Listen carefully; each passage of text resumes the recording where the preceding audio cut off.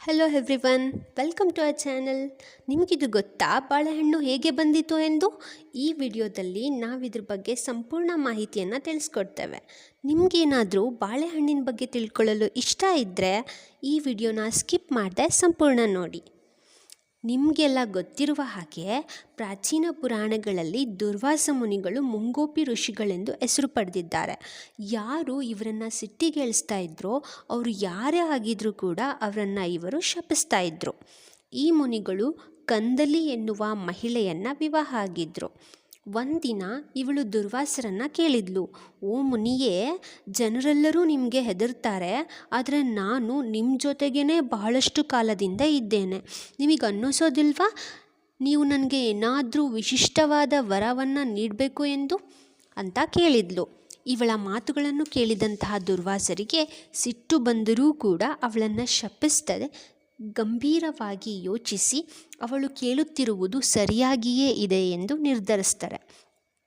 ನಾನು ನಿನಗೆ ಒಂದು ವರವನ್ನು ಕೊಡ್ತೇನೆ, ಆದರೆ ನೀನು ಅದನ್ನು ತುಂಬ ಜಾಗೃತವಾಗಿ ಯೋಚಿಸಿ ಕೇಳಬೇಕು ಎಂದು ಕಂದಲಿಗೆ ಹೇಳ್ತಾನೆ. ಸ್ವಲ್ಪ ಹೊತ್ತು ಯೋಚಿಸಿದ ನಂತರ ಅವಳು ಉತ್ತರಿಸ್ತಾಳೆ, ಒಂದು ಹಣ್ಣನ್ನು ಸೃಷ್ಟಿ ಮಾಡಿ ಅದು ನಿರ್ದಿಷ್ಟವಾಗಿರಬೇಕು ಮತ್ತು ಸುಂದರವಾದ ಬಣ್ಣಗಳಿಂದ ಕೂಡಿರಬೇಕು. ಅದರ ಮರ ಸ್ವರ್ಗದಲ್ಲೂ ಕೂಡ ಬೆಳಿಬಾರ್ದು, ಕೇವಲ ಭೂಮಿಯ ಮೇಲೆ ಮಾತ್ರ ಬೆಳೆಯುವಂತಾಗಿರಬೇಕು.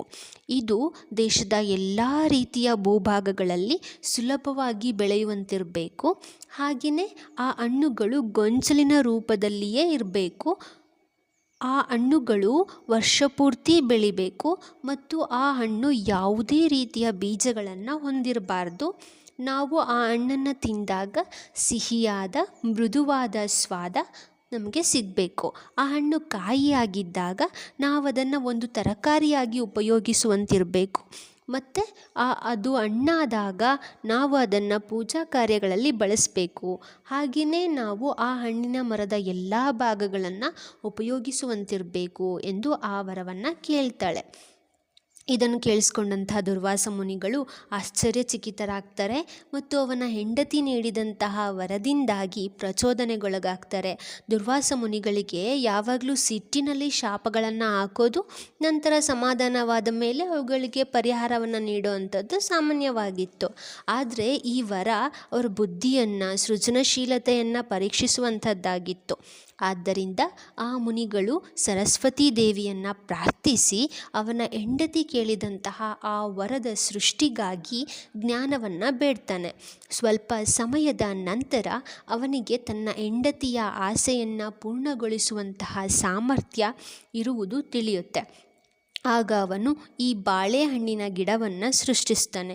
ಇದು ಭಾರತದ ಎಲ್ಲ ಭಾಗಗಳಲ್ಲೂ ನಮಗೆ ದೊರೆಯುತ್ತದೆ. ಈ ಗಿಡದ ಪ್ರತಿಯೊಂದು ಭಾಗವು, ಅಂದರೆ ಅದರ ಎಲೆ, ಕಾಂಡ, ಬಾಳೆಯ ಕಂಬ, ಬಾಳೆ ಗಿಡದ ಹೂವು ಮತ್ತು ಅದರ ಹಣ್ಣುಗಳು ದಿನವೂ ನಮಗೆ ಉಪಯೋಗಕ್ಕೆ ಬರುತ್ತಿವೆ. ಬಾಳೆಕಾಯಿಯನ್ನು ಅಡಿಗೆಗೆ ಬಳಸಬಹುದು.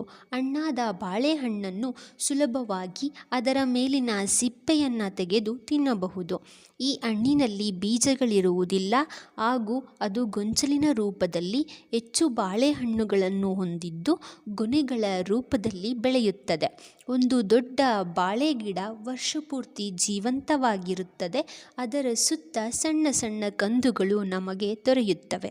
ದುರ್ವಾಸ ಮುನಿ ಸೃಷ್ಟಿಸಿದಂತಹ ಈ ಬಾಳೆ ಗಿಡವನ್ನು ನೋಡಿ ಅವನ ಹೆಂಡತಿ ಕಂದಲಿ ಹೆಚ್ಚು ಸಂತೋಷವನ್ನು ಪಟ್ಟು ಆ ಗಿಡಕ್ಕೆ ಕಂದರಿ ಎಂದು ಹೆಸರಿಟ್ಟಳು ಮತ್ತು ಘೋಷಿಸ್ತಾಳೆ, ಯಾರು ಈ ಹಣ್ಣನ್ನು ತಿಂತಾರೋ ಅವರು ಯಾರೂ ಕೋಪಿಸ್ಕೊಳ್ಳೋದಿಲ್ಲ, ಏಕೆಂದರೆ ಸೃಷ್ಟಿ ಮಾಡಿರೋದು ಅತಿ ಮುಂಗೋಪಿಯಾದ ನನ್ನ ಗಂಡನಿಂದ ಎಂದು ಹೇಳ್ತಾಳೆ.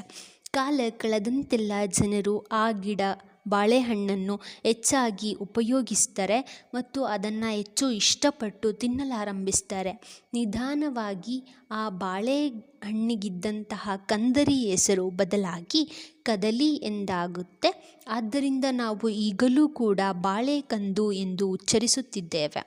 ಹೀಗೆ ಬಾಳೆಹಣ್ಣಿನ ಗಿಡ ಮತ್ತು ಬಾಳೆಹಣ್ಣು ಭೂಮಿಯ ಮೇಲೆ ಬಂದಿತ್ತು. ಹೇಗಿತ್ತು ಫ್ರೆಂಡ್ಸ್ ಈ ಕತೆ? I hope you like it. ಈ ಕತೆ ನಿಮ್ಗೆ ಇಷ್ಟವಾಗಿದ್ದರೆ ಈ ಚಾನಲ್ನ ಸಬ್ಸ್ಕ್ರೈಬ್ ಮಾಡಿ, ಲೈಕ್ ಮಾಡಿ, ಶೇರ್ ಮಾಡಿ. ಹಾಗೆಯೇ ಇನ್ನೂ ಯಾವುದಾದ್ರೂ ಬೇರೆ ರೀತಿಯ ಮಾಹಿತಿ ನಿಮಗೆ ಬೇಕಾಗಿದ್ದರೆ ಕಮೆಂಟ್ ಬಾಕ್ಸ್ನಲ್ಲಿ ಕಮೆಂಟ್ ಮಾಡಿ. ಸೊ